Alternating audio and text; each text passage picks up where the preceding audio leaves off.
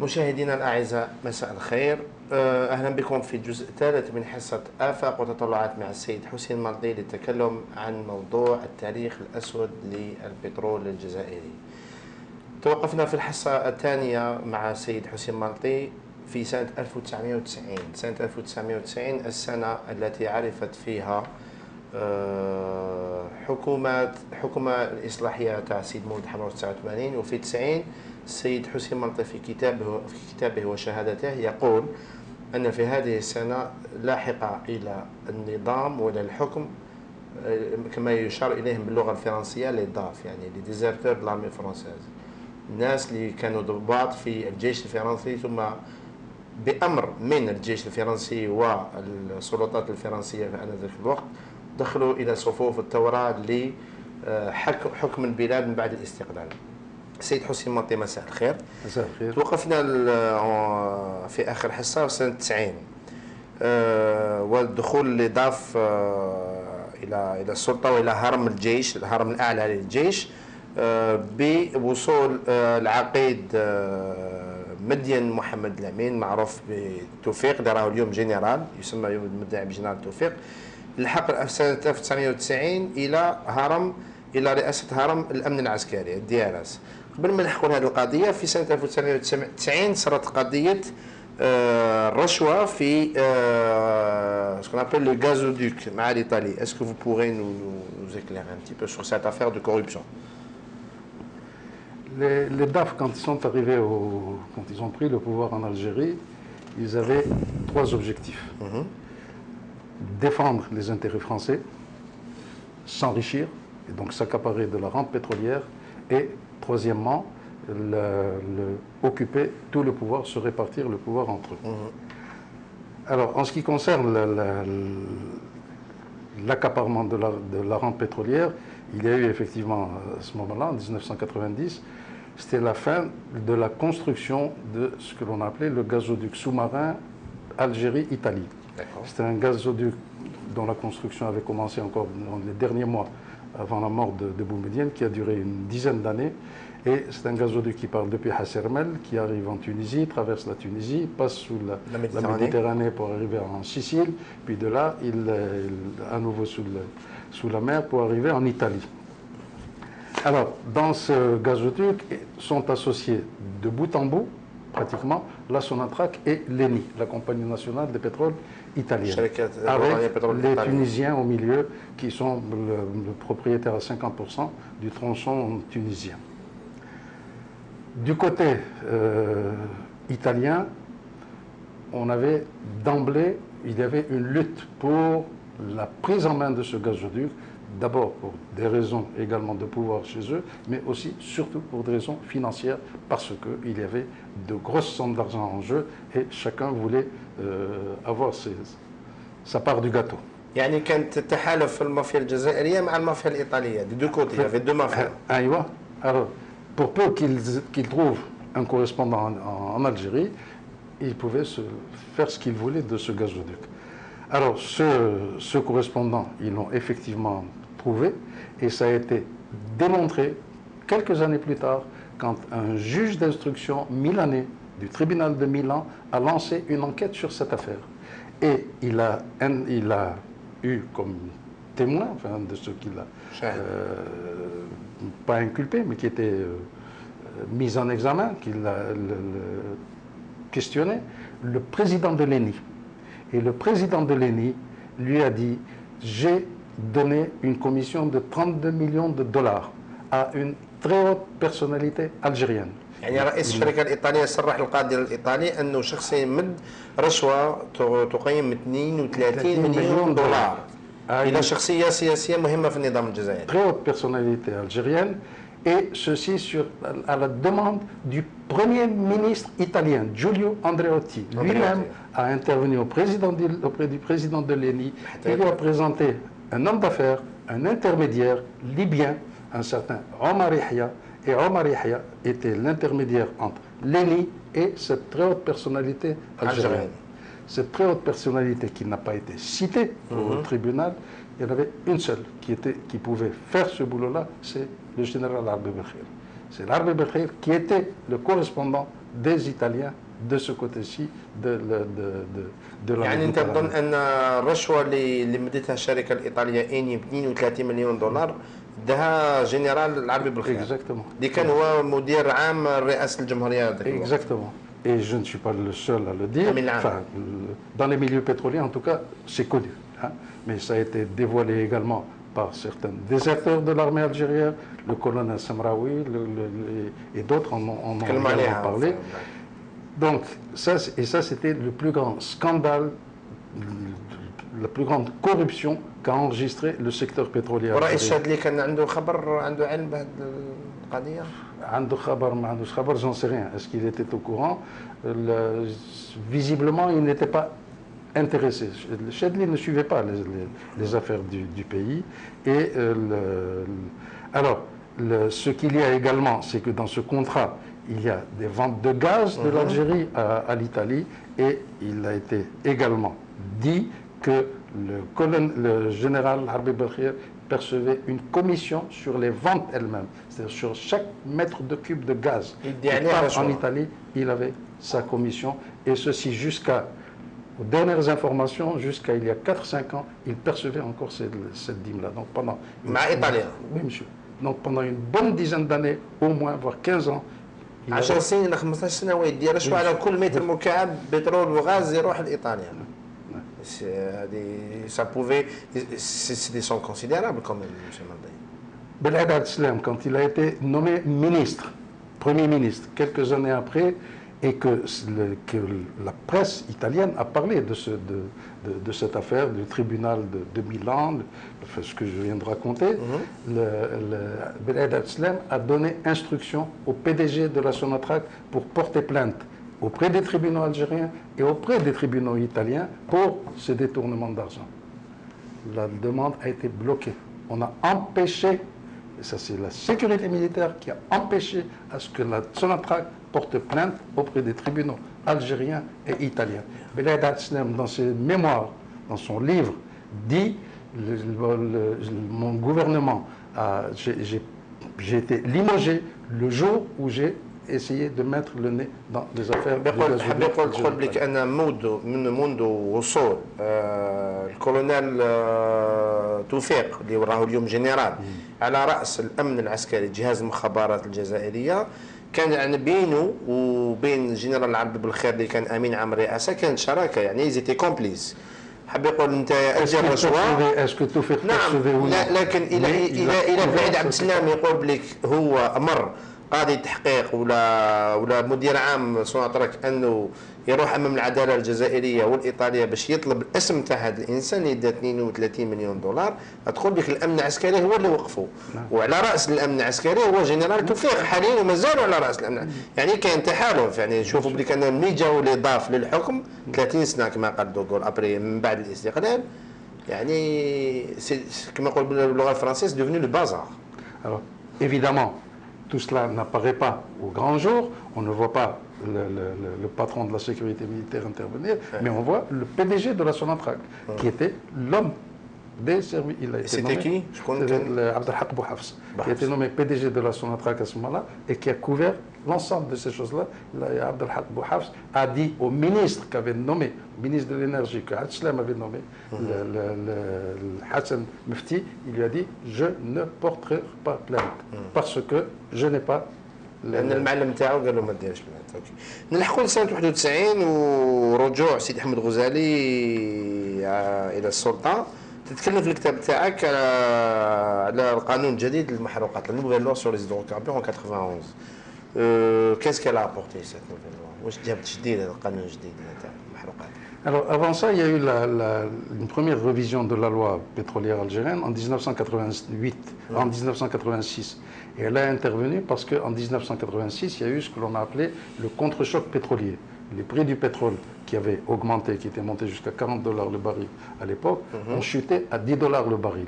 Et l'Algérie, qui avait de gros emprunts à rembourser, qui avait cessé tout investissement depuis l'arrivée de Chadli Benjdid à la tête de l'État, qui avait ouvert les portes de la consommation au peuple, s'est retrouvé dans une situation de faillite. L'Algérie s'est retrouvée en faillite à ce moment-là. Et c'est à ce moment-là qu'ont commencé les problèmes avec le Fonds monétaire international, etc. Et déjà à ce moment-là, Belkacem Nabi, qui était ministre de l'énergie, a lancé une première réforme.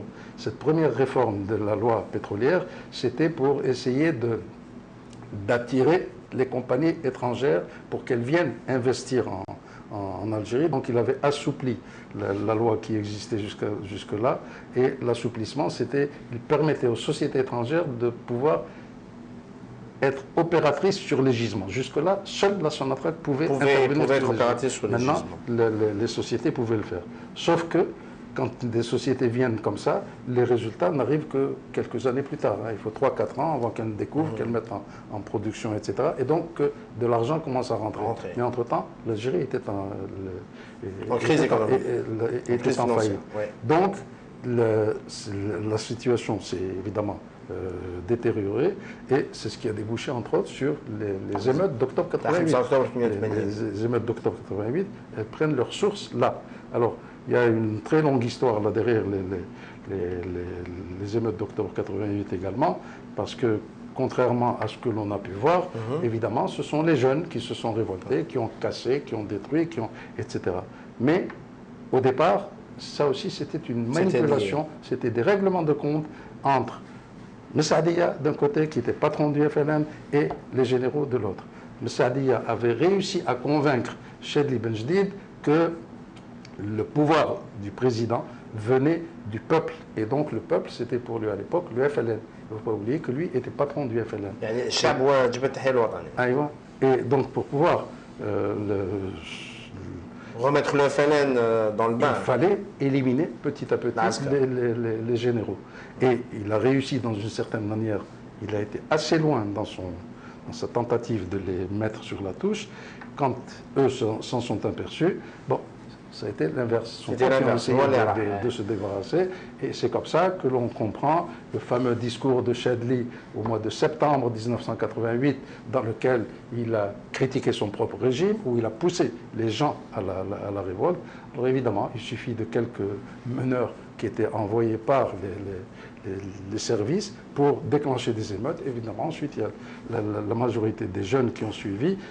Et ces émeutes ayant dérapé, ils pensaient les contrôler, mais elles ont dérapé, et le résultat, ça a été 500 morts. 500 morts, 500 ميت à ce moment-là. على اللي كان يرأس الجيش في الجزائر العاصمة هو كان جنرال نزار خالد نزار. Et donc ceci nous amène à parler de la deuxième réforme, donc celle de 91. De 91. Alors, pendant ce temps-là, pendant des années, il y a eu donc des négociations avec le FMI. Parce que ce qu'il fallait faire, c'était revoir le plan l'échelonnement de la dette algérienne, du remboursement de la dette algérienne. Alors, il y a eu plusieurs premiers ministres qui se sont succédés à ce moment-là, et il y a eu le Reda Malek, il y a eu le Bled al-Slam, il y a eu le Hamrouch, il y a eu Qasim Erbah d'abord, etc. Et au moment où Ghazali était Premier ministre, si vous vous souvenez, il a fait une déclaration fracassante à l'époque. Il avait dit, si pour régler le problème, pour sortir de l'emprise du Fonds monétaire international, je dois vendre le quart de Hassim Saoud, je suis disposé à le faire. يعني سيدي حمد الغزالي صرح هذيك الوقت بانه الا باش الجزائر ما تلحقش صندوق النقد الدولي كان قادر يبيع ربع البترول اللي كان في الصحراء الجزائريه. يبيع حاسب سعود pas le pétrole, le gisement lui-même, il vend le quart du gisement, ça n'appartient plus à l'Algérie, il le vend quelqu'un, une société. Évidemment, c'était tellement gros comme déclaration, tellement important qu'il a été obligé évidemment de faire marche arrière. Mais néanmoins, il a fait adopter une loi, donc cette loi de 1991, qui ouvrait justement cette porte, qui donnait cette possibilité aux compagnies étrangères d'acheter des gisements existants. Jusque-là, dans le domaine pétrolier, une compagnie étrangère qui arrivait en Algérie, elle allait faire de la recherche pétrolière, c'est-à-dire on lui donne une zone pétrolière, on lui dit, voilà, vous allez investir, vous allez dépenser. Alors, elle va dépenser, elle va faire des forages. Si elle découvre du pétrole, tant mieux. Elle sera Et pour, payée. et pour l'Algérie, si elle ne découvre rien, bon, elle aura investi quelques millions de dollars.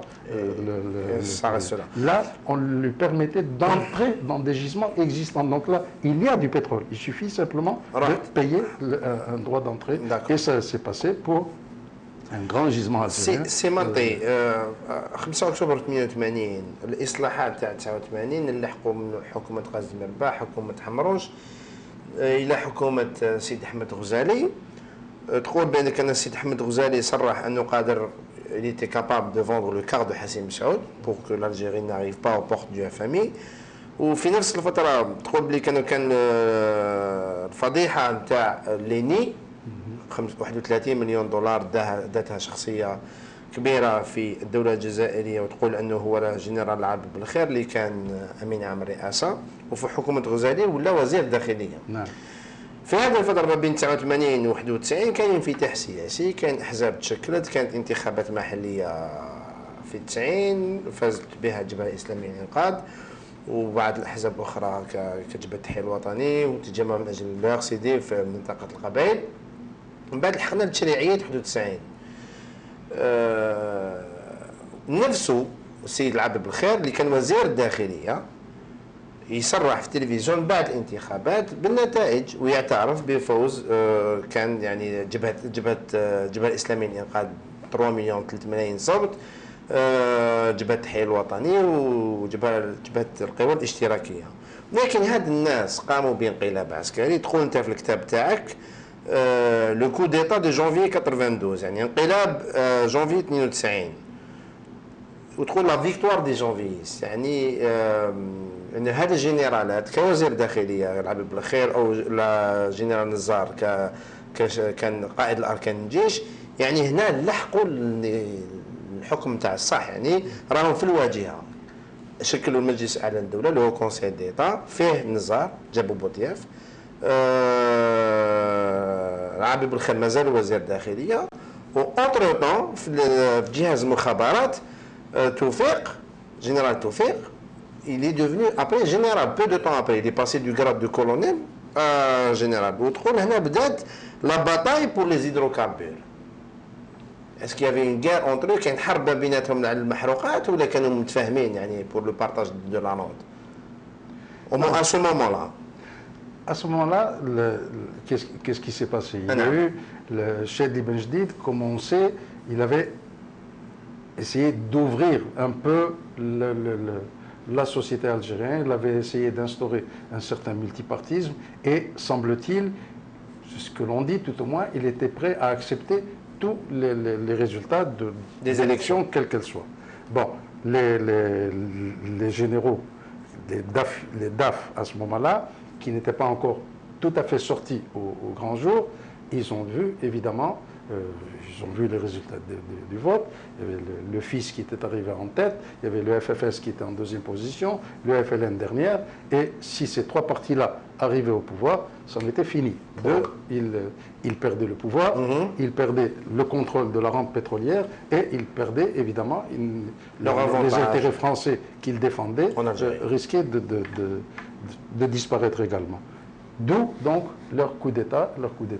Ils ont demandé, qu'ils ont camouflé sous forme de démission de Chedli. Donc on a poussé Chedli à la démission. سيد حسين منطي هذا الانقلاب نقعد في الكوديتا في الانقلاب يعني انت في رايك هو لان الناس اللي قامت بالانقلاب واللي دافعت عن الانقلاب اليوم في 2011 تقول بليك ان نقدنا الجمهوريه. اسكو دابخي فو مسيو حسين منطي ils ont sauvé une république où là, ils ont sauvé leur intérêt. Tout simplement. Et les intérêts de la France. Parce que vous dites que يخدموا لمصالحهم الشخصية والمصالح فرنسا يعني هما الضباط نتاع الجيش الفرنسي. Bien sûr. Ça veut dire que في رأيك أن الانقلاب تاع 92 ماهوش ضد الجبهة الإسلامية للإنقاذ ولا ضد حزب واحد ولا ضد الديمقراطية هو اللي مصالحهم ومصالح فرنسا. D'abord pour sauver leur tête. Déjà. Sauver leur pouvoir, sauver leur tête et sauver également les biens qu'ils étaient en train d'accumuler. Ça veut dire qu'il n'y avait aucun projet républicain derrière ça? Mais bien sûr que non. Bien sûr que non. Est-ce qu'ils ont installé une véritable république par la suite? Non. Ils ont installé une dictature qui est allée qui est devenue de plus en plus puissant, de plus en plus... Avec plus d'argent. Bien sûr. Et ils ont ramené à ce moment-là le Boudiaf, et même l'assassinat de Boudiaf. Bon, ça s'est démontré aujourd'hui que Boudiaf, ce sont eux qui l'ont fait assassiner. Mais bien sûr que Boumarafi...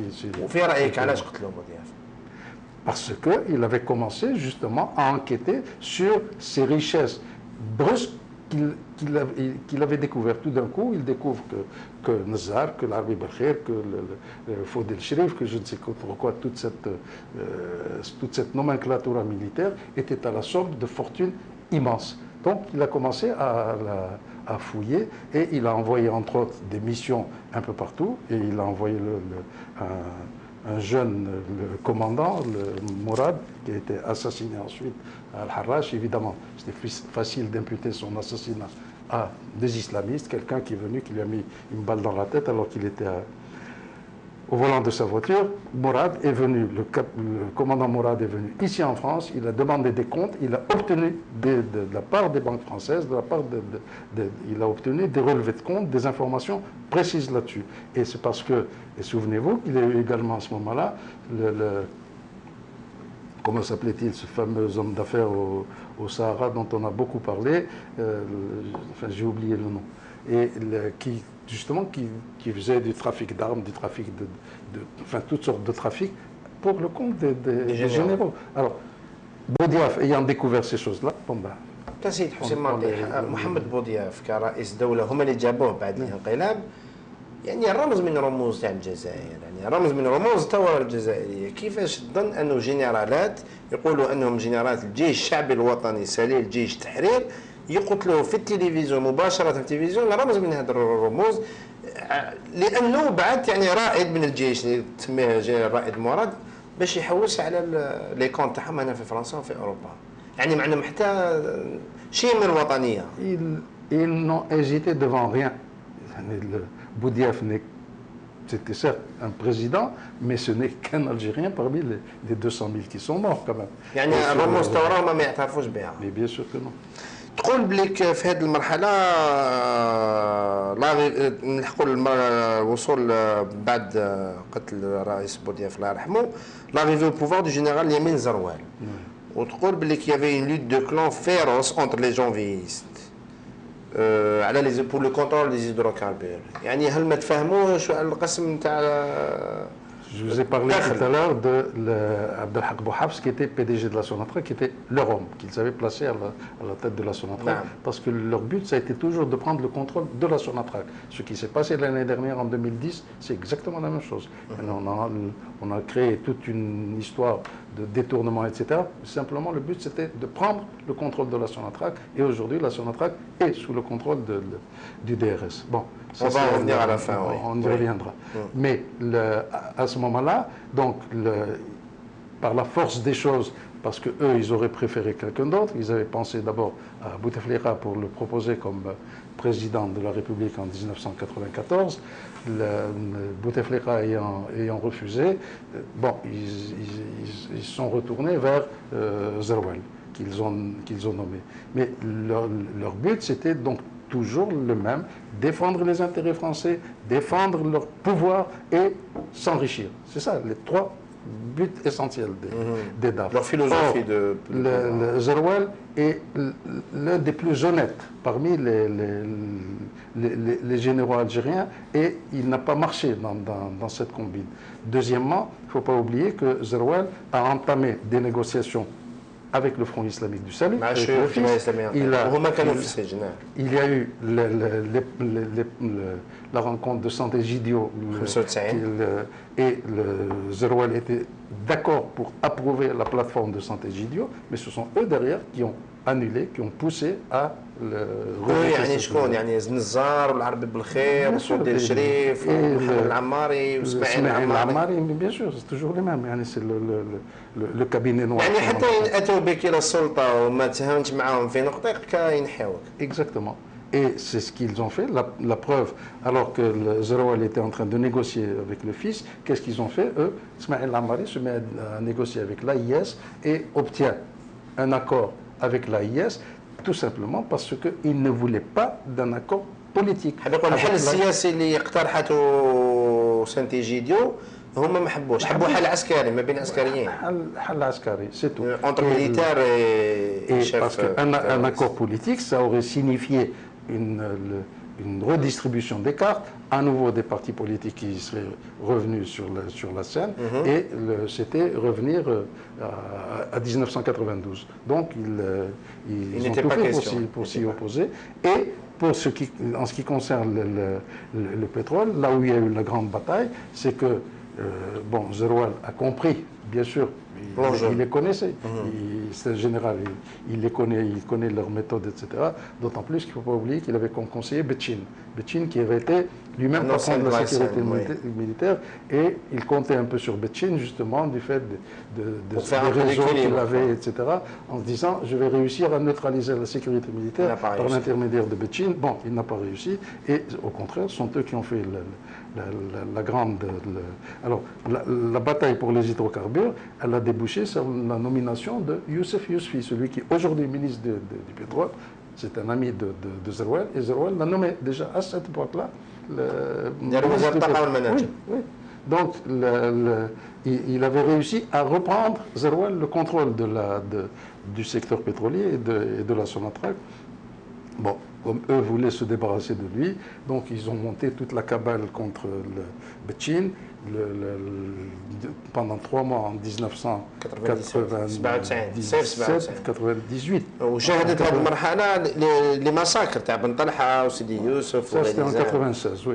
Et en 98, toute la campagne médiatique contre Betchin. Bon, il faut dire que Betchin, c'est pas un saint. C'est pas un saint. Donc il méritait, mettons, dans une certaine mesure, cette campagne médiatique. Mais enfin, la campagne médiatique, c'était pour dégommer Betchin. Ça a débouché par la démission de Zeroual. Et Zeroual a compris que finalement, il ne pouvait pas lutter contre ces gens-là. Donc il a décidé de démissionner et de quitter le pouvoir. Et bon. وهنا ندخلوا سنة 99 رجوع بوتفليقة إلى رئاسة الجمهورية. يرجع ما بين بعد 20 سنة غياب كما يقولوا ترافيرسي دو ديزير في انتخابات وين كل المرشحين اللي كانوا معاه 6 المرشحين انسحبوا بقى غير هو لأنهم فهموا باللي كان الجيش اللي كان يوعد باللي كانوا يدخل التكنة والانتخابات سوف تكون حرة لم تكن حرة. هذا الرئيس كي جاء في أفريل 99 تقول في كتابك أنه جاب وزير أمريكي كوزير الطاقة والمناجم وهو شاكيب خليل. Vous dites que c'est Shakib Khalil, il a ramené Shakib Khalil comme ministre de l'énergie et des mines, qui est un Américain. Alors, pourquoi d'abord Bouteflika? Parce qu'il ne faut pas oublier qu'à ce moment-là, nous étions donc en fin 1998, début 99, les grands massacres avaient eu lieu en 1996, les Raïs, les Bantalha, etc., et dans lesquels ils étaient, eux, mouillés, évidemment, jusque-là. Ça les suit jusqu'à maintenant, oui. Les mains pleines de sang. Donc, il leur fallait nommer un président, d'abord, qui serait suffisamment connu sur le plan mondial pour pouvoir défendre officiellement l'Algérie, mais en réalité pour les défendre à eux. Deuxièmement, il fallait qu'il soit suffisamment roublard, qu'il sache parler, qu'il sache manipuler les gens pour pouvoir faire passer un certain nombre de choses. Et en même temps, quelqu'un qui aurait été avide de pouvoir au point qu'il accepterait toutes les conditions. Et ça, pour ça, Bouteflika, c'était le candidat idéal.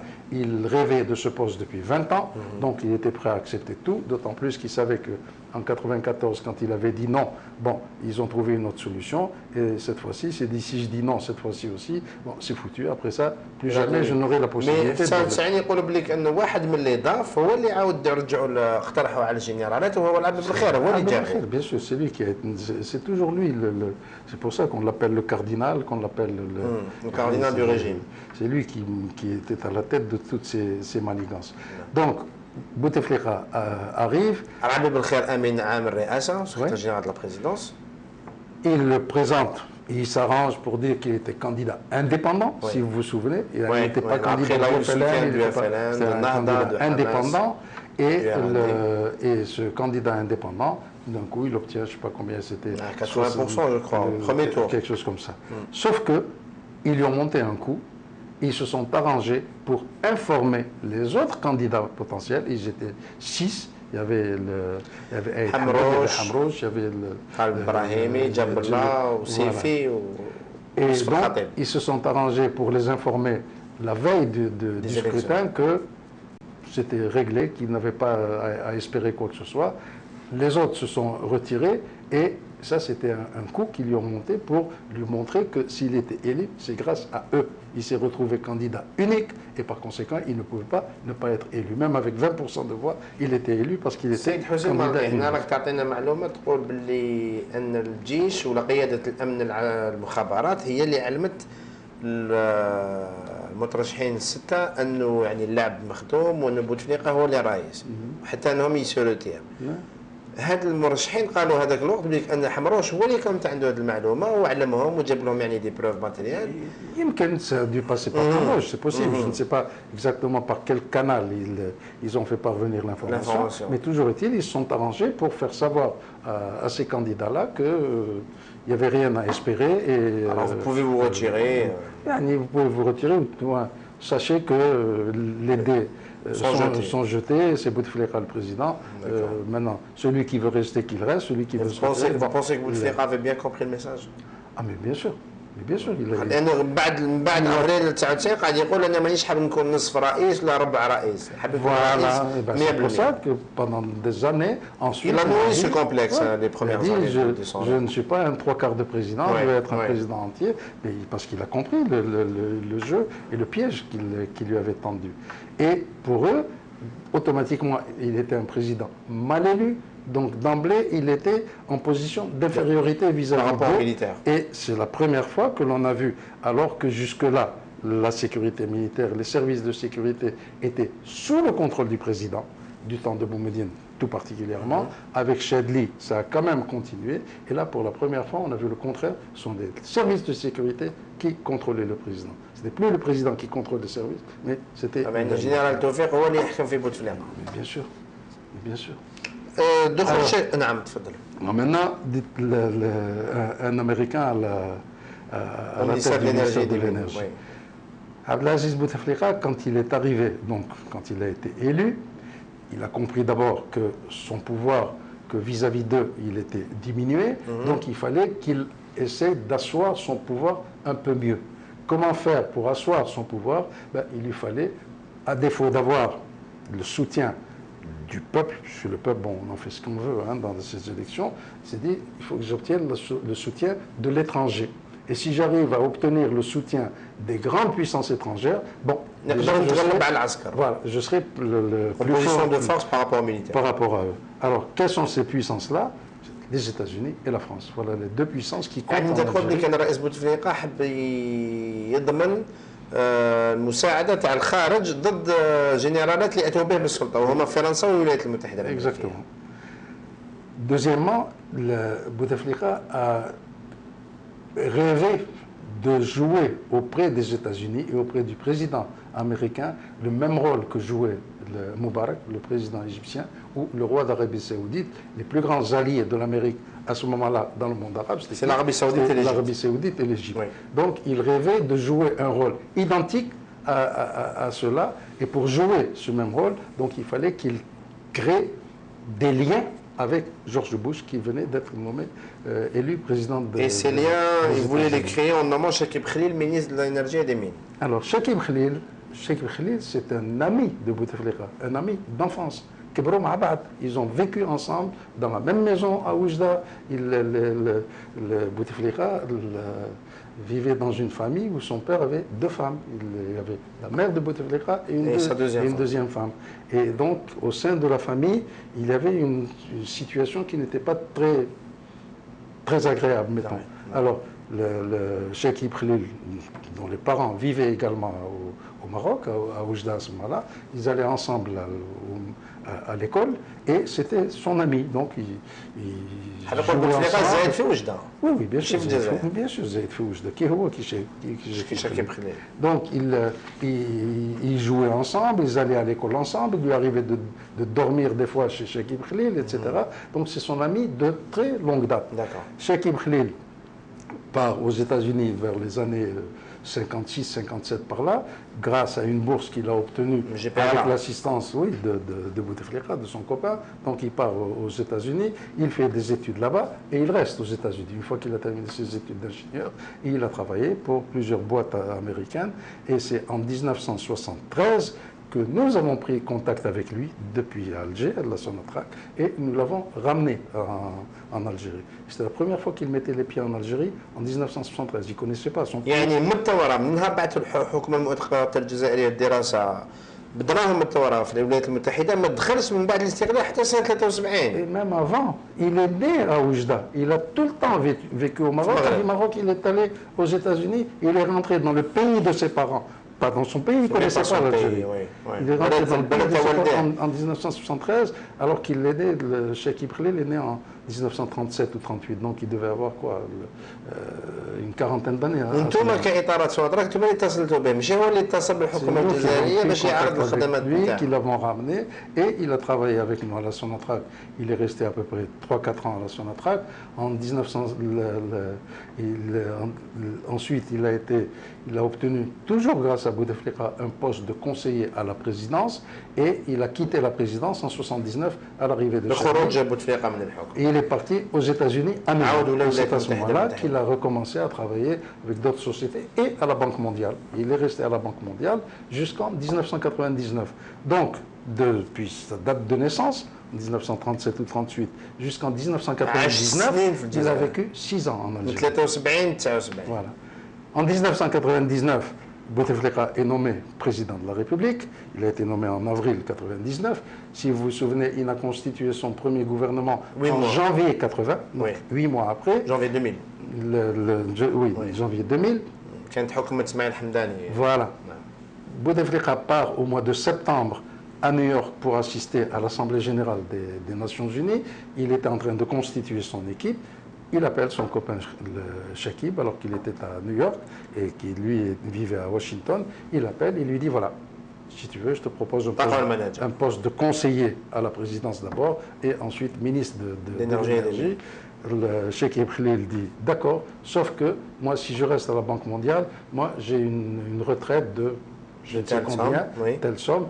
Et actuellement, je suis vers la fin. Si je ne cotise pas encore pendant un certain nombre je ne sais pas, de mois ou de trimestres, j'en sais rien, donc je vais perdre, je ne sais combien Si tu acceptes de prendre à ta charge ça, je suis d'accord. Et le Bouteflika a pris à sa charge, à la charge de l'État de payer ce qu'il fallait payer pour donc exactement,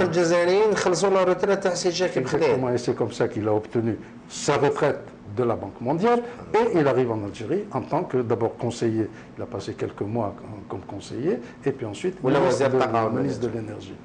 Alors, pendant le temps où il a vécu aux États-Unis, Cheikh Ibrahim a été à l'université là-bas. Il y a beaucoup de responsables pétroliers qui travaillent dans des sociétés pétrolières qu'il a connues, qui étaient étudiants avec lui. Ensuite, il a travaillé dans des sociétés d'engineering, donc il a été également en contact avec ces gens-là. Ensuite, à la Banque mondiale, il était en contact avec des hautes personnalités politiques. Cheikh Ibrahim était copain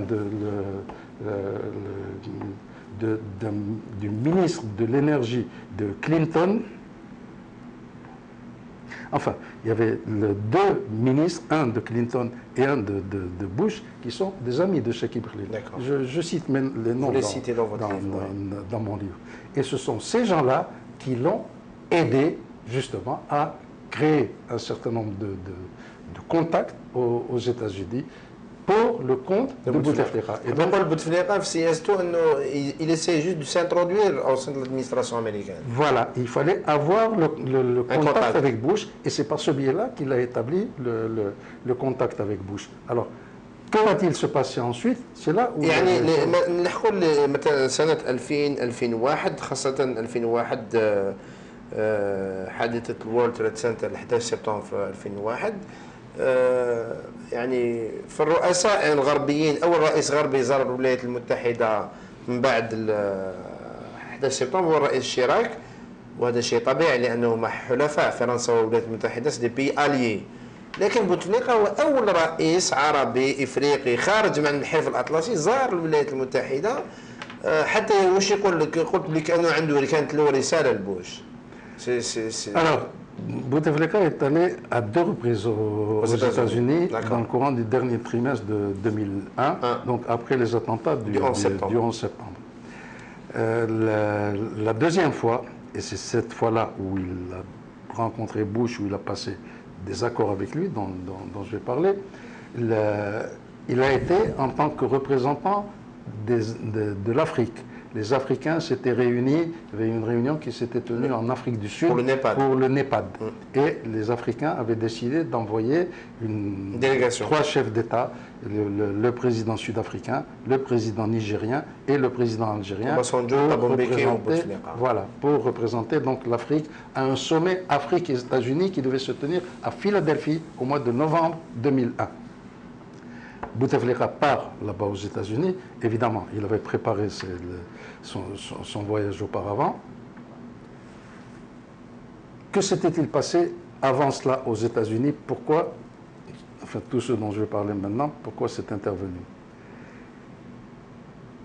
En Afghanistan, dans la guerre en Afghanistan, le tout début, quand il y avait encore déjà du temps des Soviétiques et ensuite avec les Américains, quand il y avait les luttes de clans entre les différents clans, les etc., il y avait des Algériens qui sont allés combattre en Afghanistan. Bon, la sécurité militaire algérienne, qui a de tout temps essayé d'infiltrer les milieux islamistes, envoie des gens qui officiellement sont allés faire le djihad en Afghanistan. C'était en réalité des agents du DRS qui avaient été envoyés. Ces gens-là, pendant leur séjour en Afghanistan, si vous vous souvenez, à ce moment-là, ensuite, on commençait à parler en Algérie du retour des Afghans. Ceux qui et ces gens-là, donc pendant leur séjour en Afghanistan, ils avaient connu les talibans, on les connaît, comme on les appelle, ils ont été en contact avec les troupes d'Oussama Ben Laden, etc., peut-être même avec Oussama Ben Laden lui-même, j'en sais rien. Toujours est-il que pendant ce séjour, ces agents du DRS ont collecté un certain nombre d'informations sur Al-Qaïda, sur les talibans. Le mode d'organisation des groupes. Comment ils fonctionnent, enfin, des renseignements, je ne sais pas lesquels, mais enfin, ils ont ramassé une masse. Ce qui pouvait être très appréciable aux États-Unis en 2001. Quand il y a eu les attentats de 2001, évidemment, pour les Américains, l'ennemi numéro 1, c'était Oussama Ben Laden, c'était Al-Qaïda. Les patrons du DRS, Tawfiq Mediane et Ismaël Amari, disent à Bouteflika: tu vas partir aux États-Unis et tu vas proposer ceci à Bush. Nous disposons d'un ensemble d'informations sur Al-Qaïda. Nous sommes prêts à mettre ces informations à disposition de la CIA. En contrepartie, nous voulons une couverture américaine pour nous couvrir, nous protéger contre toute poursuite pénale éventuelle pour tout ce qui s'est passé pendant les années 90. N'oubliez pas qu'à ce moment-là, des voix avaient commencé à s'élever un peu partout à travers le monde et on avait commencé à dire, bon... سنة 2001 كان البروسي تاع جنرال نزار هنا في باريس. Voilà. Donc, Bouteflika va, rencontre Bush et lui tient ce langage. Et Bush dit, j'accepte. Je vous couvre, mais je veux encore autre chose. Je veux le contrôle des hydrocarbures. يعني زيادة على المعلومات اللي تمدها المخابرات مدوا البترول الجزائري للولايات المتحدة. Et avec ça, يعني باعوا البلاد السيما. Bien sûr. Et avec ça, vous avez la couverture totale des Américains. Et effectivement, ça s'est concrétisé comment? Alors ça s'est concrétisé par le fait que tout de suite après ça, les États-Unis déclarent pour la première fois le GIA, organisation terroriste, mais le GSPC sur la liste des organisations terroristes. Et puis, petit à petit, les États-Unis commencent à s'installer et cherchent à créer des bases, etc., à travers des bases militaires. Oui, des bases militaires à travers l'Afrique et entre autres à travers le Sahel, le fameux Sahel. Alors, en ce qui concerne le côté pétrolier, la loi pétrolière qui a été, donc à ce moment-là, c'est à ce moment-là que Cheikh Ibrahim lance sa nouvelle réforme, la nouvelle loi sur les hydrocarbures. En 2005, c'est en 2005. Il l'a lancé en 2001. Il a été nommé en 2000 ministre et en 2001, il a lancé cette loi. C'est une loi qui a été établie aux États-Unis par des bureaux d'études américains. Le Pleasant Associates, c'est comme ça qu'il s'appelle, c'est la société qui a fait la loi. Il y a Arthur Young qui a fait l'aspect juridique de la loi, et il y a Schlumberger qui a fait l'aspect financier, je crois. Enfin, les renseignements exacts sont également dans mon livre. Toujours est-il que ce sont des compagnies américaines, des bureaux d'études américains qui ont fait cette loi sous couvert de la Banque mondiale. La Banque mondiale a fourni à l'Algérie un prêt pour faire cette loi, et évidemment, c'est la Banque mondiale qui a choisi toutes ces... سي المنطق باش تجي مثلا لا كوفرتور التغطيه نتاع البنك العالمي. نعرفوا ان الجزائر في سنه 2001 ما كانتش يعني تعاني. On n'était pas en crise financière, parce que les prix ont commencé à grimper en fin 98, début 99, et on n'était pas en situation financière où on devait aller négocier avec la Banque mondiale ou la FMI. حاب يقول هذو الناس اللي داروا هذا القانون يعني الا لمصالحهم الشخصيه، ما كان حتى مصلحه تاع البلاد. Parce que Cheikh Ibrahim arrivé de la Banque mondiale, il savait comment ça fonctionne la Banque mondiale. Il avait au sein de la Banque mondiale, c'est lui qui a mis l'Argentine en faillite. Donc tout ça, c'était prévu à l'avance. Le plan de faillite qu'il a organisé en Argentine, mais c'est ce qui se serait passé si cette loi est... En 2005 كان أصوات داخل فنان يعني داخل النظام ناضت وقالت باللي هذا القانون نتاع المحروقات الجديد تاع بوتفليقه راح يدي البلد للخطر. كاين صحفيين كتبوا في هذا المجال وانت شخصيا كتبت يعني مقالات، لكن كان رئيس فنزويلا إيغو شافيز en 6 mois يعني جا 2 fois en Algérie pour avertir les dirigeants algériens sur les conséquences néfastes de cette loi. Ou Raïs Bouteflika, il a persisté, il a défendu devant le GTA et à dire que cette loi est bénéfique. Comment vous l'expliquez? Alors, cette loi, qu'est-ce qu'elle disait cette loi? Jusque-là, l'exploitation des champs pétroliers avec une compagnie étrangère se passait toujours en association avec la Sonatrach, dans le cadre de ce que l'on appelle les contrats de partage de production. C'est le système qui est utilisé à travers le monde entier. Cheikh Ibrahim, par cette loi, il revient 40 ans ou 50 ans en arrière, il revient au système des concessions. La concession, ça veut dire une société qui arrive et on lui dit voilà, ça c'est à toi. Hassim Saoud, c'est à toi. Tu en fais ce que tu veux. Tu n'es pas propriétaire de la production, mais tu es propriétaire également des réserves. Ce qu'il y a sous le sol, ça t'appartient aussi, ça n'appartient plus à l'Algérie. Alors que jusque-là, dans le cadre de ces contrats de partage de production, comme leur nom l'indique, on se partage la production, c'est-à-dire ce qui sort. Si on sort 1 million de tonnes, on se partage ce million de tonnes, et c'est tout. Mais là, le système de concession, on vous donne même les réserves, ce qui est sous le sol. يعني ما كانش الدولة، ما كان حتى الدولة مع aucune autorité publique. C'était la première fois que dans le monde pétrolier, qu'un pays proposait cela. Et comment il le justifiait, M. Manté? Alors, il n'avait pas justifié devant qui que ce soit. Il était ministre de Bouteflika. Il ne devait même pas justifier cette nouvelle loi sur les hydrocarbures. Non, il a sorti la loi et pour donner l'impression d'une certaine démocratie, donc il propose de la faire adopter par l'Assemblée nationale. Ça, c'est en 2002 que la loi, qu'il a décidé de la transmettre à l'Assemblée nationale. Bon, il était obligé de passer par le Premier ministre. Hein. C'était Benflis qui était à ce moment-là Premier ministre. Benflis n'était pas d'accord sur la loi, d'ailleurs il l'a bloquée. Elle est restée longtemps chez lui. Et c'est à ce moment-là que beaucoup de voix se sont élevées un peu partout. J'étais personnellement pratiquement le premier à en parler. J'ai fait des papiers et des papiers là-dessus, des études complètes sur cette loi, pour démontrer justement que cette loi, non seulement c'était une loi scélérate pour le pays, mais une loi scélérate pour l'ensemble des pays producteurs de pétrole. Si cette loi avait été adoptée par les Algériens, automatiquement, tous les membres de l'OPEP seraient passés par là. Il y avait ceux qui étaient disposés à faire la même chose et qui attendaient que quelqu'un fasse le premier pas pour le suivre. Et il y avait les plus faibles, ceux qui auraient résisté, mais comment résister face sur une autre influence que serait le cas des Donc, et Bouteflika essaye de faire passer cette loi et il a tenu le coup pendant 2 ans, 2 ans. jusqu'à sa réélection en 2004. Et à la veille de sa réélection, voyant que, parce qu'entre-temps, l'UGTA s'est révolté, même le DRS était contre. لا بصح au début في بداية الأمر اللي جيتي كان معاه. Non. Au début, l'UGTA était contre.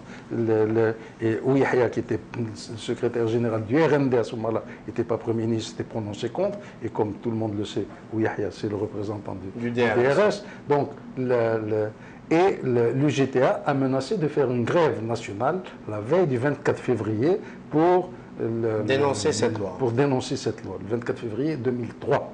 Et 2004, 2004, pardon. Et c'est à ce moment-là que Bouteflika a fait marche arrière.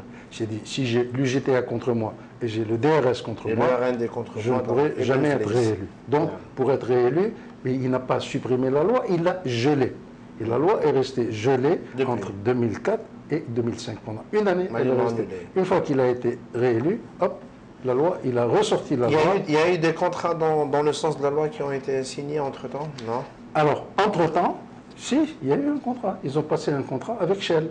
Ils ont passé un gros contrat avec Shell, dans lequel ils s'étaient mis d'accord avec eux, selon la nouvelle loi, alors qu'elle n'était pas approuvée, tant et si bien que ça a fait une très grosse affaire ensuite qu'ils ont étouffé. Bon, ils ont négocié avec Shell, ils ont dédommagé Shell, ou je ne sais trop quoi. Mais enfin, il y a eu Alors, donc, cette loi qui avait été gelée et a été ressortie en 2005. Et en 2005, à ce moment-là, il n'était plus question de la faire passer par l'Assemblée nationale parce qu'il était à peu près certain que pour la première fois, les députés algériens auraient osé dire non sur ordre du DRS.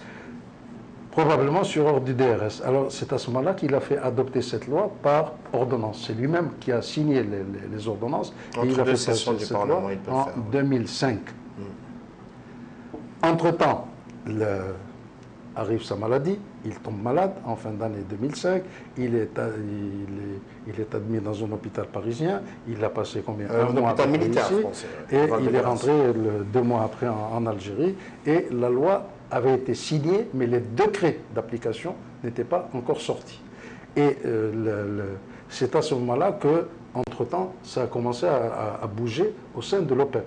Et au sein de l'OPEP, au sein des conseils des ministres de l'OPEP, le ministre algérien Cheikh Ibrahim s'est fait insulter par le ministre saoudien.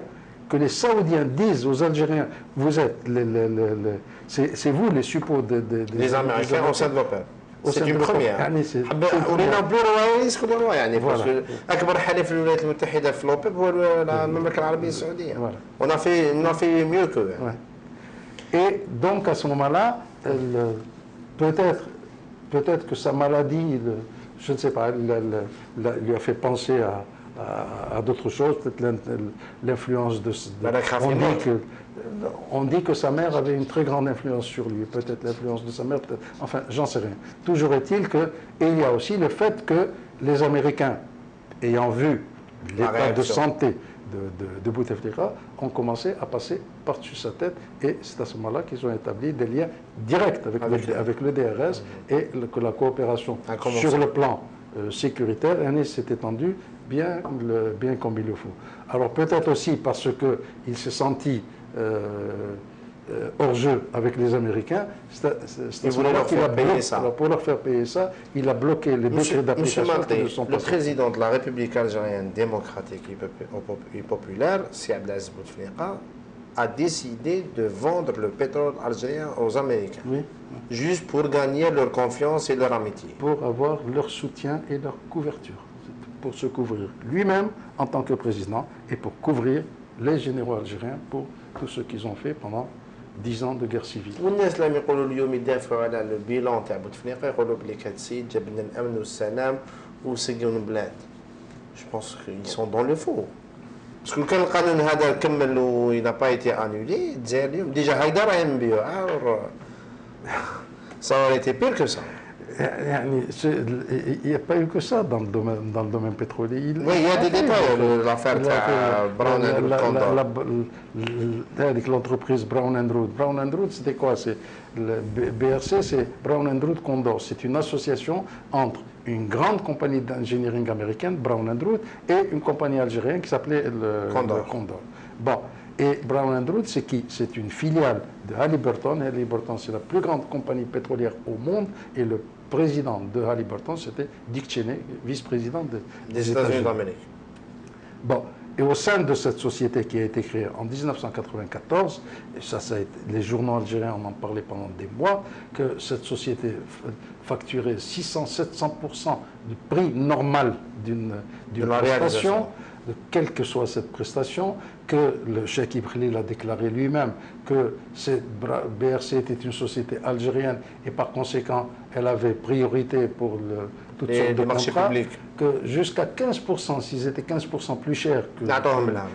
C'est eux qui décrochaient ils ont même réussi à décrocher des marchés avec l'ANP, avec l'armée. Alors, petit à petit, BRC a commencé à étendre ses activités parce que, évidemment, du côté de l'armée aussi, il y avait des gens qui profitaient de cette manne. Et parce que le BRC, c'était une société dont, pour les Américains, elle avait deux buts. Gagner de l'argent, et elle a gagné plusieurs dizaines de milliards qui ont été enregistrés de contrats pour les Américains. Et en même temps, c'était une voie, une ouverture extraordinaire sur l'industrie pétrolière algérienne et également pour le renseignement américain. La CIA était présente au sein de BRC et elle contrôlait indirectement tout. D'autant plus que, comme vous dites, elle a intervenu pour le compte de l'armée, elle a construit, je crois, un hôpital militaire, elle a construit le siège de la DGSN, enfin, elle a réalisé un certain nombre de choses, et BRC a acheté pour le compte de l'armée algérienne ce que l'on a appelé les mallettes de commandement. Alors, les mallettes de commandement, c'était des mallettes, des sortes d'ordinateurs portables, super sophistiqués, qui avaient été préparés et qui étaient destinés uniquement à un groupe de généraux de l'armée algérienne, donc toute la crème de l'armée algérienne, et ces super ordinateurs traitaient tous les problèmes militaires, qu'ils soient techniques, qu'ils soient de l'armement, qu'ils soient... Et le but, c'était d'avoir ces mallettes, Alors, pour eux, officiellement, c'était avoir un outil de commandement sophistiqué, mais en réalité, les Américains, dans chacune de ces mallettes, ont mis une petite puce qui envoyait tous ces renseignements via satellite qui arrivait aux États-Unis, tant et si bien que les Américains... Ça veut dire que notre état-major a mis au service l'armée algérienne et l'état-major de l'armée algérienne au service des services secrets américains. Et ils le savaient. Comment pouvait-il ne pas le savoir? Comment peut-on ne pas savoir dans le commandement de l'état-major national quand c'est une grande compagnie d'électronique américaine qui fournit ces choses-là pour l'armée américaine? Il faudrait être réellement idiot pour ne pas penser que les Américains vont nous mettre quelque chose. Dans le jargon militaire, ça s'appelle la haute trahison. Mais bien sûr, Et ça ne pouvait pas être le BRC, ça ne pouvait pas être la société BRC, c'est des pétroliers. Qu'est-ce qu'ils savent sur le domaine militaire? S'ils ont acheté ces mallettes... Oui, monsieur. C'est parce que si on a acheté ces mallettes-là, si BRC, une compagnie d'engineering pétrolier, achète des mallettes d'un but purement militaire, ce n'est pas les ingénieurs de BRC qui ont commandé, c'est de l'armée qu'on leur a dit voilà et voilà ce qu'il faut commander, voilà où est-ce qu'il faut commander, etc. Et il a fallu plusieurs mois avant que les Russes disent aux Algériens attention, voilà ce qu'ont fait les Américains. Et c'est à ce moment-là que le scandale BRC a éclaté parce que, en même temps, BRC a été chargé de construire pour le compte de l'Algérie, mais en réalité destinée à l'armée américaine, la fameuse base militaire de Tamanrasset. On a construit une base qui était destinée à l'armée américaine. C'est BRC qui l'a construite. Monsieur Maté, ce détail m'intéresse beaucoup. Quand vous dites que BRC avait construit une base militaire à Tamanrasset pour le compte, entre parenthèses, l'armée algérienne, mais qui était en réalité pour le compte de l'armée américaine, l'administration américaine avait négocié avec soit le gouvernement algérien, soit le président de la République algérienne, soit l'état-major algérien, avait négocié l'implantation d'une base militaire américaine en Algérie et la partie algérienne avait accepté. Bien sûr. Et je peux même vous dire qui était dans le... Il y avait bien sûr Bouteflika, il y avait l'Arbi Belkhair, il y avait Khaled Nazar, il y avait Ahmed Gaïd. Ahmed Gaïd Salah. Oui, monsieur. Et celui qui est le vice-ministre de la Défense de Naïsia. Ce sont eux qui ont donné l'accord aux Américains pour la construction de cette base. Et cette base a été utilisée parce qu'il ne faut pas oublier que les Américains, à ce moment-là, voulaient s'implanter dans le Sahel.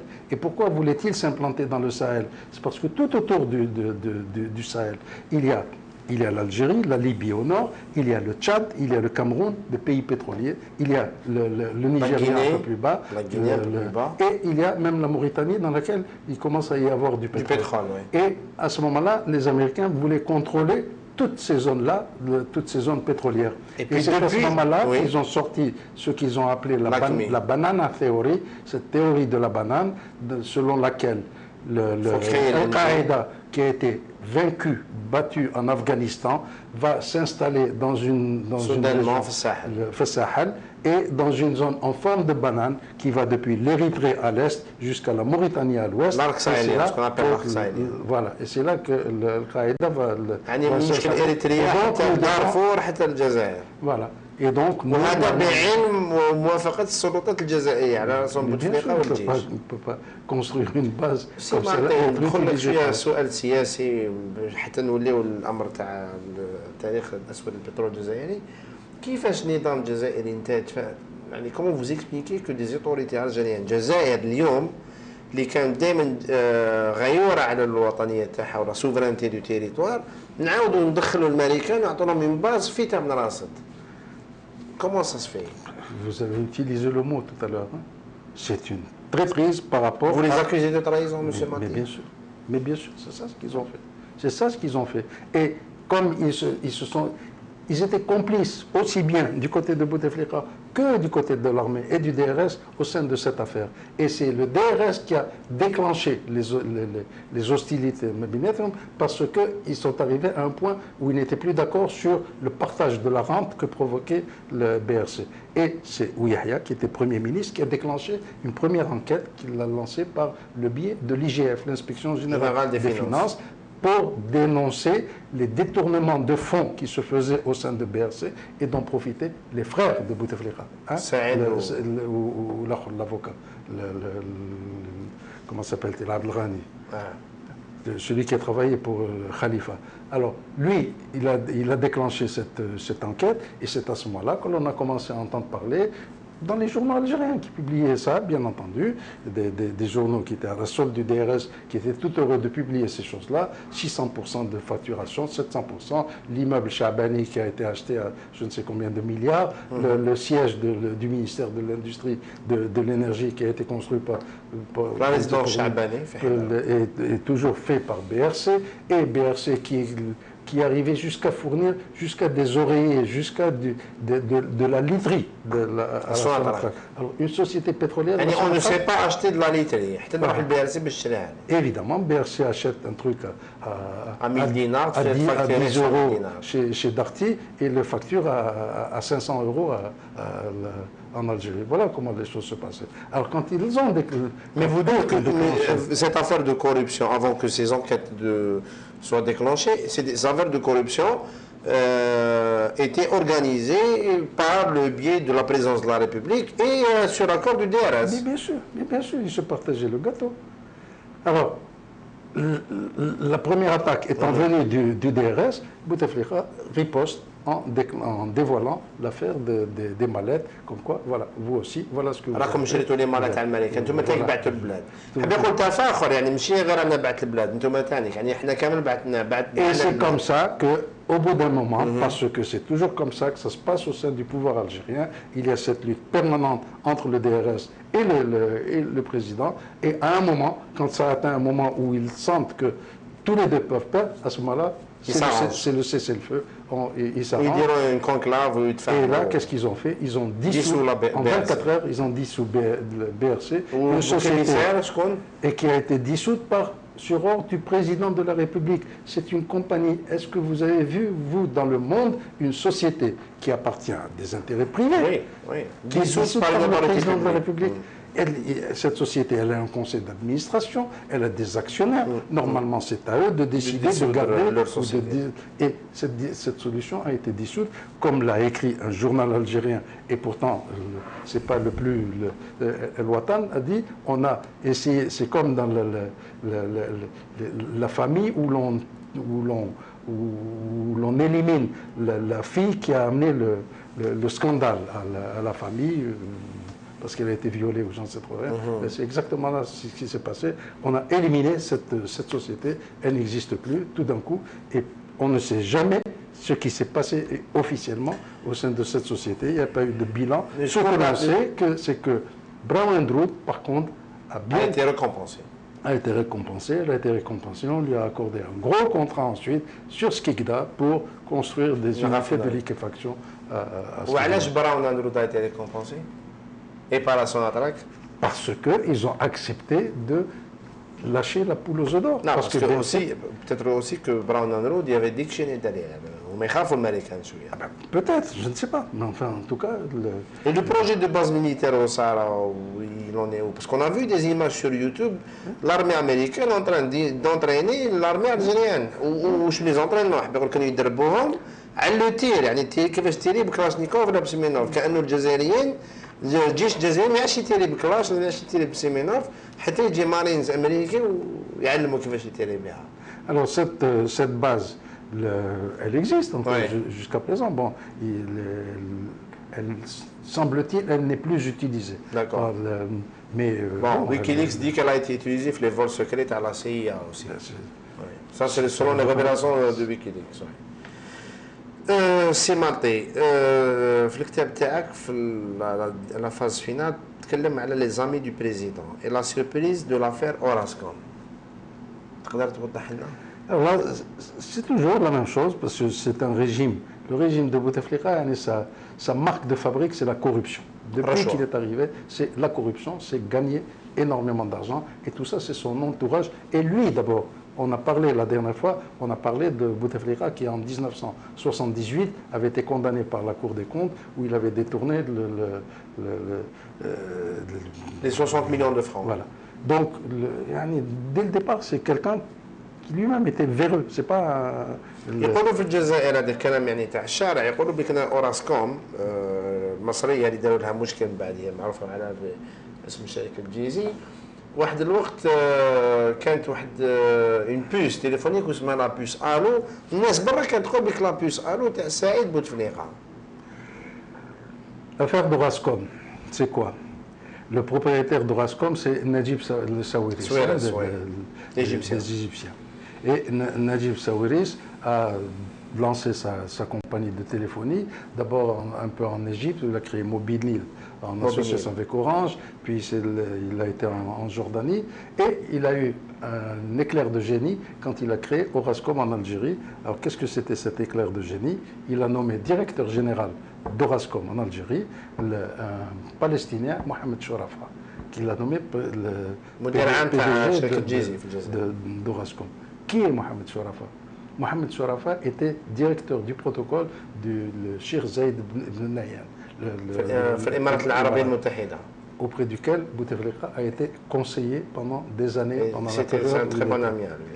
Et Mohamed Chourafa, en tant que chef du protocole, c'est lui qui gérait Bouteflika. C'est lui qui le logeait, c'est lui qui l'entretenait, c'est lui qui le payait, puisque Bouteflika percevait un salaire, c'est lui qui lui envoyait un chauffeur quand il avait besoin d'un chauffeur, qui lui envoyait un jardinier quand il avait besoin d'un jardinier pour entretenir son jardin, ou des femmes de ménage, ou des cuisiniers, ou je ne sais trop quoi. Donc, c'est de lui que Bouteflika dépendait, le Cheikh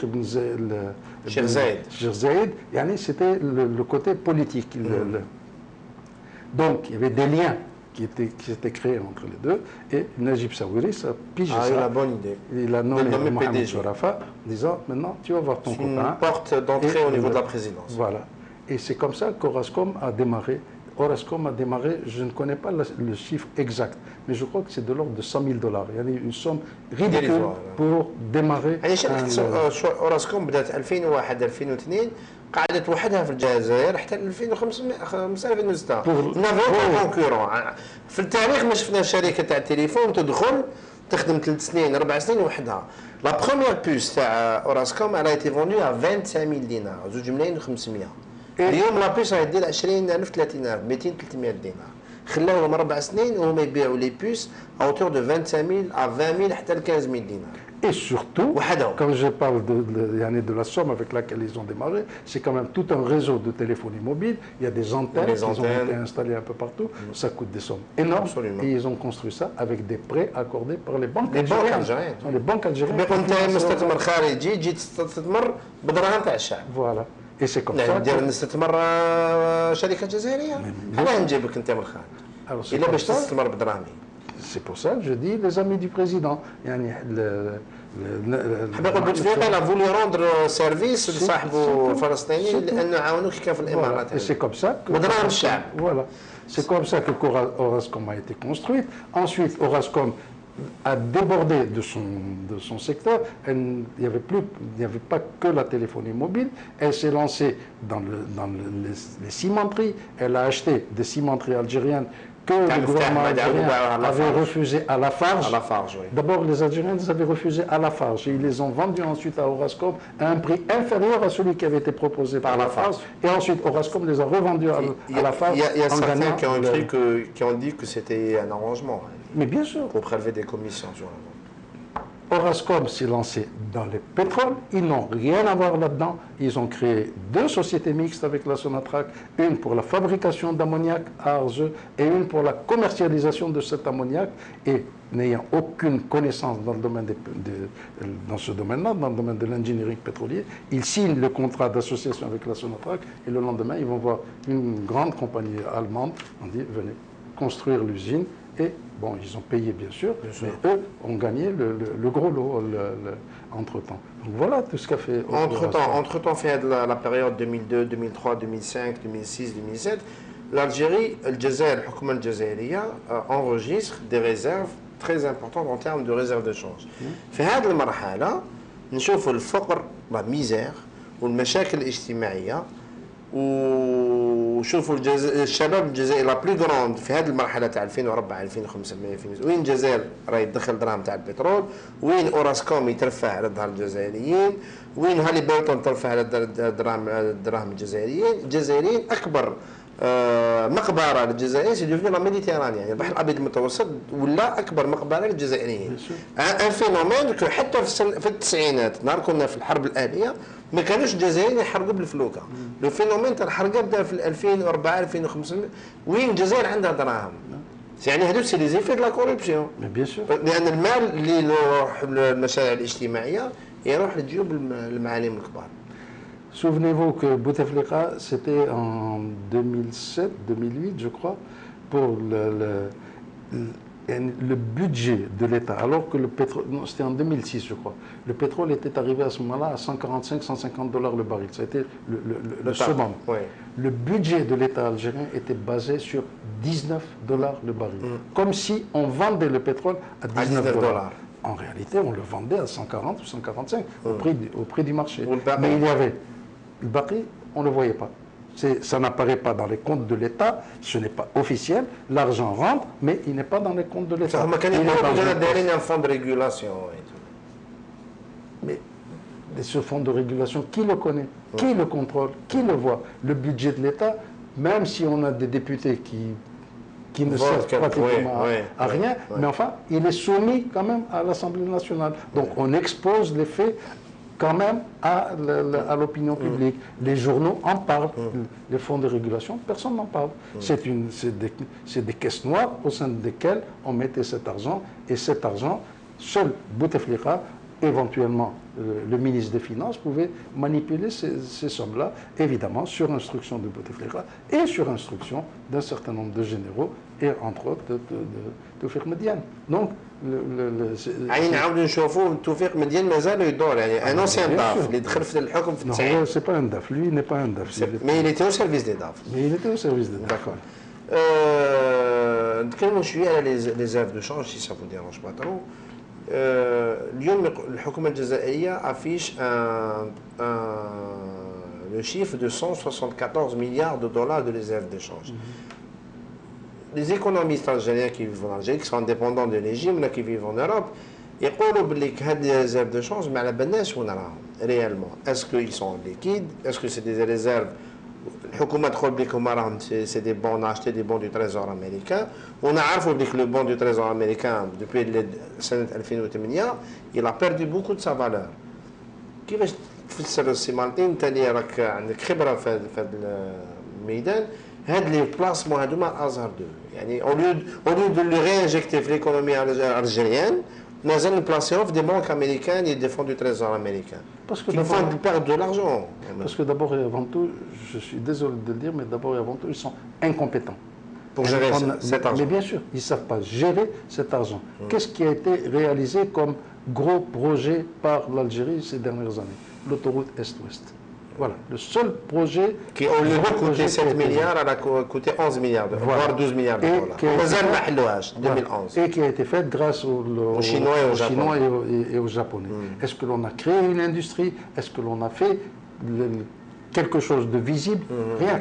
Donc, parce qu'ils ne savent pas utiliser cet argent, ils ne savent pas quoi en faire, donc ils l'ont mis dans des placements comme ça, hasardeux, et puis bon, en espérant que mais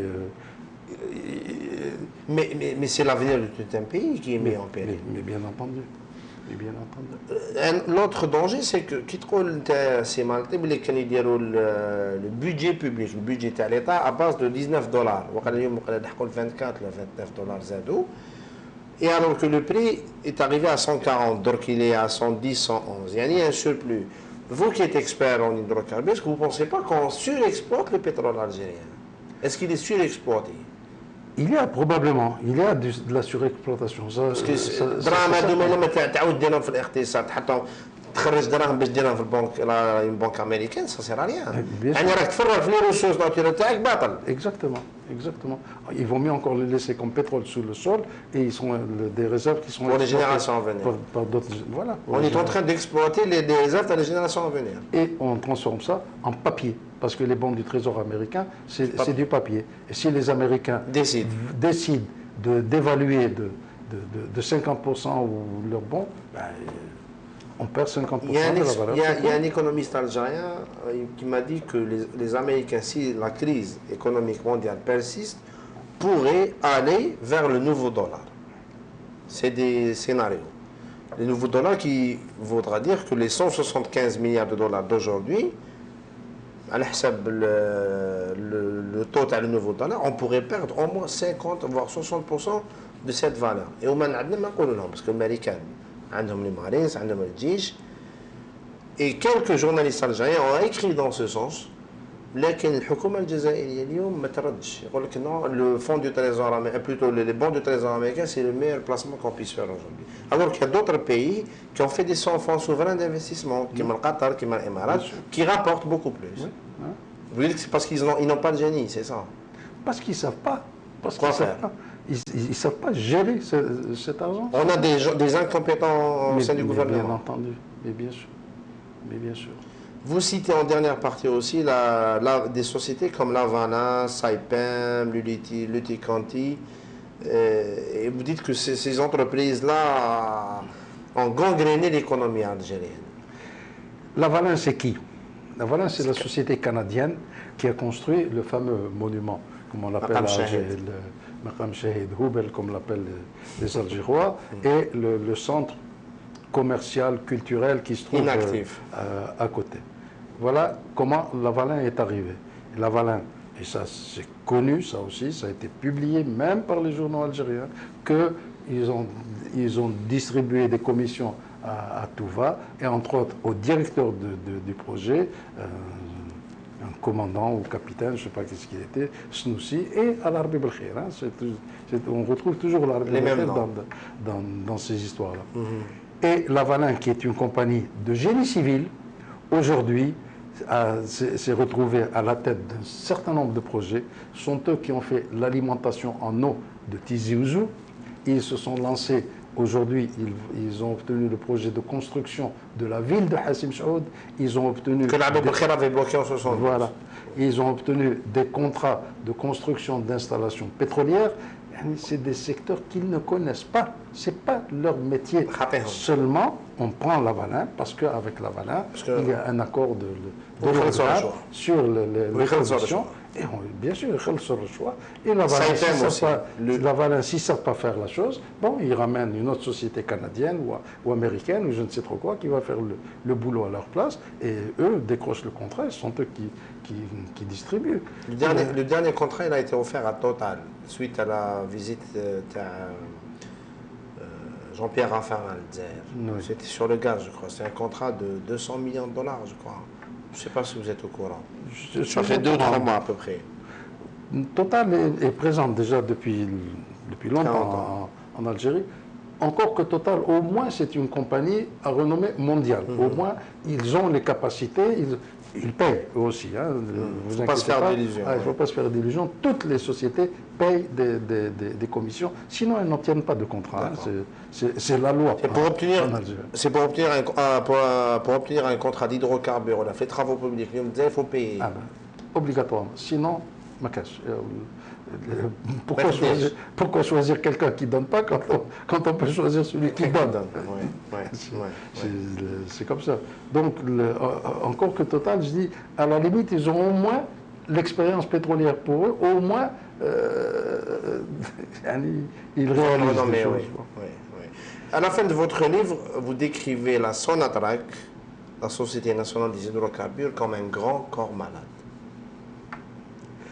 Qu'est-ce qui s'est passé l'année dernière au mois de janvier 2010?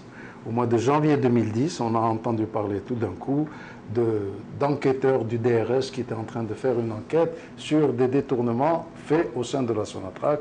Et on a appris que le président de la Sonatrach a été mis sous contrôle judiciaire. C'est ça. Oui. Que ses enfants, ses 2 fils, ont été arrêtés, eux ils sont en prison, que 2 vice-présidents de la Sonatrach sont également en prison, qu'un 3e ou un 4e sont sous contrôle judiciaire, qu'un président d'une banque est également arrêté. Tout cela pour des affaires de détournement. Et de quoi s'agissait-il? Il s'agissait de contrats qui ont été passés pour ce que l'on appelle la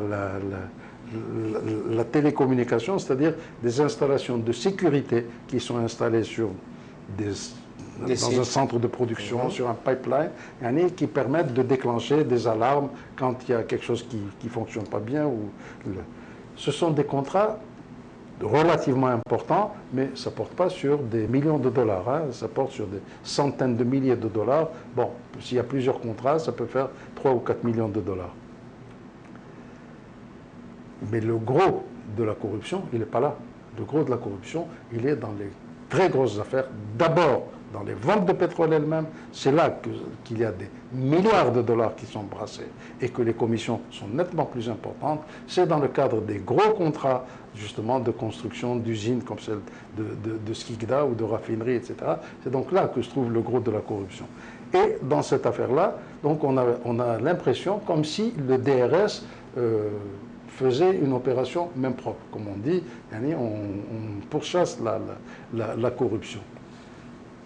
Sauf que cette enquête s'arrête au niveau du directeur général de la Sonatrach, du PDG. On ne touche pas au ministre. Au-delà, on ne touche pas au ministre. Le ministre, lui, n'est pas corrompu. Et au-delà.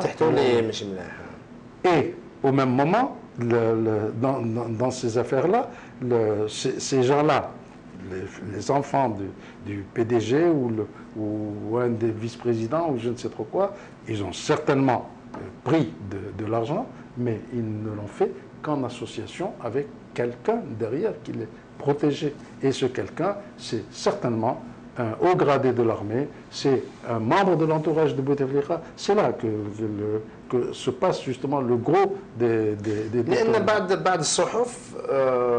certains journaux ont voulu communiquer sur cette affaire comme étant une volonté du DRS de nettoyer un petit peu l'entourage du ministère de l'Énergie et des Mines et de son Sonatrach et de récupérer le pouvoir qui commençait à devenir de plus en plus important du côté de Bouteflika. Exactement. Et donc, sous couvert de lutte contre la corruption, le but c'était de dégommer le président de la Sonatrach et de nommer quelqu'un d'autre à la place. D'affaiblir le ministre de l'Énergie et des Mines. C'est ce qui est arrivé. Non, d'abord, il y a eu d'abord le PDG de la Sonatrach, parce que c'est un poste beaucoup plus important pour eux que celui du ministre. C'est le Romain, celui-là aussi, qu'ils ont nommé à la tête de la Sonatrach. Et ensuite, petit à petit, 3 mois après, on fait a démissionner le ministre. Et tout ça, c'est qui est devenu conseiller du président. Il a un poste placard. Voilà, et qui est toujours là.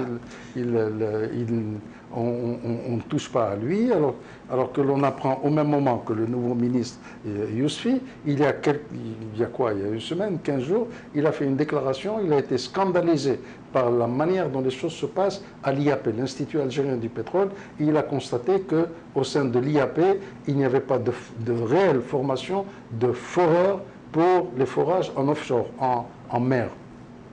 Or, Cheikh Ibrahim a transformé l'IAP, qui était donc une école, hein, c'est un institut des pétroles, il l'a transformé en entreprise commerciale.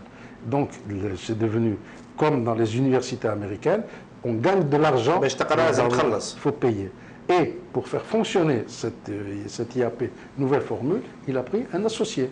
Et cet associé, c'est qui? C'est Statoil. Statoil, c'est la compagnie nationale des pétroles norvégienne qui est associée à la Sonatrach et qui détient 10% des intérêts au sein de cette entreprise, de l'IAP. Or, Statoil, c'est la plus grande compagnie de forage en mer. Tout le pétrole norvégien se trouve en mer. Alors, on prend un associé qui est spécialiste là-dedans, et cet associé, on le laisse faire ce qu'il veut, et on ne forme pas d'Algériens dans le domaine du pétrole en mer. Alors que, on fait du forage. Mais il n'y a aucun intérêt derrière cette association. Mais bien sûr, ça signifie tout simplement que là aussi, il y a une complicité. On a voulu ramener les Norvégiens pour une raison ou pour une autre, une raison politique, financière, je ne sais trop rien, mais on ne leur a rien demandé en contrepartie. Toujours Yousfi, dans la même déclaration qui a été publiée par les journaux algériens il y a donc une quinzaine de jours, il a constaté qu'il n'y avait pas de foreurs. N'oublions pas, au passage, que tout dans le golfe arabo-persique, comme on l'appelle, les compagnies de forage qui travaillent là-bas, l'énorme majorité des foreurs sont des Algériens, donc des gens qui ont été formés là-bas. Et on a il parle de l'engineering et dit, M. Yousfi, je le cite, nous n'avons formé personne dans le domaine de l'engineering. À quoi a servi BRC? Pendant des années, on a constitué cette société en association avec la plus grande boîte d'engineering au monde. Pour former des ingénieurs. Pour former des ingénieurs. Et nous n'avons pas d'ingénieurs. Ils ont formé des riches, des nouveaux riches, pas des ingénieurs. C'est tout. Donc ça ne les intéressait pas. Monsieur Mampey, le rachouat, la corruption au sein de Sonatrach a connu pour la première fois dans l'histoire de l'Algérie زعما الرئيس المدير العام لسوناطراخ محمد مزيان جاز في الشرع يدي عامين حبس donc une année ferme et une année avec sursis. كان ناشط حقوقي un blogueur algérien a écrit en Algérie il vaut mieux voler la Sonatrach que voler un téléphone portable. Bien sûr. Parce que voler un téléphone portable c'est 5 سنين حبس. وتسرق Sonatrach ودراهم الشعب ملايير دولار دي عام. Et quand on est ministre, on ne rentre pas en prison. Ah non, on ne va pas en prison. Monsieur Mampey, c'est quoi le remède? Le remède? On arrive à la fin. Hein. Parce que là, dans votre livre, vous décrivez un peu le remède, mais j'aimerais l'entendre de votre bouche. Le remède, c'est que il faut que les choses changent, ça c'est certain. Et il faut de nouvelles têtes, il faut de nouvelles figures, il faut que toute cette génération de gens qui sont là depuis 50 ans, hein, il faut que ces gens-là cèdent le pouvoir, c'est tout. Alors quand vous leur parlez... Cèdent le pouvoir ou rendent le pouvoir aux Algériens? Parce que vous parlez de trahison, on se rend compte que le pouvoir n'a jamais été algérien. Mais bien sûr, il a toujours été... N'oublions pas que Bouteflika était là en 62. Hein, il était ministre de la Jeunesse et des Sports, il avait 23 ou 24 ans. Il ما كانش السلطة في يد الفرنسيين كان في يد الأمريكيين et vice versa كانوا يتلاعبوا entre la France et les États-Unis. Alors quand vous parlez de changement, on vous dira oui mais il n'y a personne pour prendre la suite. C'est vrai, dans le système actuel, on dit il n'y a personne. Une fois, si Bouteflika demain quitte le pouvoir, qui va-t-on nommer tout ça parce qu'il pioche dans le même sérail, c'est toujours là que l'on prend les hommes. Or, il y a quand même aujourd'hui pas loin de 35 millions d'Algériens, et sur ces 35 millions d'Algériens, n'oublions pas d'abord que 75% de ces Algériens ont moins de 30 ans, et qu'ils sont gouvernés par des gens qui ont 75 ans et plus, alors que on voit dans les grandes démocraties un président américain qui a, je ne sais pas quel âge il a Obama, mais peut-être la cinquantaine ou plus, ou quelque chose comme ça. Quand on voit une Angela Merkel, qu'est-ce qu'elle a là, peut-être, c'est une femme, il a une cinquantaine, elle est à la tête depuis des années. La première économie européenne. Quand on prend un Cameroun, ou j'en sais rien, en Grande-Bretagne, etc. 42-43 Donc, voilà où il faut aller choisir. Alors, s'il y avait une réelle démocratie en Algérie, ne vous inquiétez pas qu'il y aurait des gens qui... Alors, selon vous, le remède, c'est la démocratie. Bien sûr, mais bien sûr. Il faut redonner le pouvoir au peuple et laisser le peuple choisir lui-même ses représentants. Qu'est-ce que l'on a dit au lendemain de la destitution de Ben Ali en Tunisie? On a dit, derrière lui, il n'y a personne. Et c'est vrai, dans le système du LCD, le système de Ben Ali, il n'y avait personne. Aujourd'hui, on voit des petits gens qui apparaissent. Il y a des gens qui, en l'espace de quelques mois, la révolution tunisienne en février, en l'espace de 7 ou 8 mois, qui ont réussi à créer des partis, qui ont réussi à avoir des partisans, qui ont réussi à obtenir... à créer le débat politique, à susciter la politique. Et à avoir 10, 15, 20 représentants à l'Assemblée nationale ou je ne sais trop quoi. Eh bien, ce sont des gens qui, avec le temps, vont se former. Qui ont réussi à amener 90% des Tunisiens à aller voter. Oui. Chose qu'on n'a pas. Selon Wikileaks, l'intikabat الرئاسية تاع 2009 en 2009 تاع بوتفليقة, même pas 9% du corps électoral s'est déplacé pour voter. Mais bien sûr. Alors, s'il y avait une réelle démocratie, eh bien, on verrait différentes tendances qui apparaîtraient, des tendances qui n'existent peut-être même pas aujourd'hui. Et puis, bon, ben, à partir de tout ce mélange, il y aurait des leaders qui apparaîtraient. Croyez-vous que ce régime-là, actuellement, est prêt, avec cette configuration de militaires et de civils, est prêt à ouvrir, à aller à un véritable changement? Parce qu'on dit le islah. Moi, personnellement, je suis pessimiste là-dessus. D'autant plus que je n'y crois pas, d'autant plus qu'il y a eu l'expérience malheureuse de la Libye, qui nous a beaucoup desservi finalement. Parce que aujourd'hui, il aurait facile au pouvoir algérien de dire voilà ce qui peut arriver, il y a une nouvelle guerre civile qui peut arriver en Algérie. Les puissances étrangères elles-mêmes qui pourraient aider en ce sens, non pas pour intervenir militairement, ça, il n'en est pas question, et je serai le premier à m'y opposer, même si subir pour subir, autant subir une dictature algérienne que l'occupation étrangère. Mais néanmoins, ne serait-ce que par des pressions sur les responsables actuels, ne serait-ce qu'en assistant les partis démocratiques, etc., même ces puissances-là n'osent pas intervenir parce que, il ne faut pas oublier, toujours cette question de pétrole. La Libye ayant disparu de la scène pétrolière pendant quelques mois, alors il ne faut pas... Bon, elle va revenir, mais pendant quelques mois, il n'y a pas le pétrole libyen. Alors, ce n'est pas le moment de créer des problèmes en Algérie de manière à faire disparaître... Il fallait s'assurer du gaz et du pétrole algérien. D'autant plus que, comme on disait tout à l'heure, il y a l'alliance sur le plan sécuritaire, il y a le Sahel, il y a toute une série de choses qui font que les grandes puissances n'ont pas trop envie que ça change en Algérie. Alors,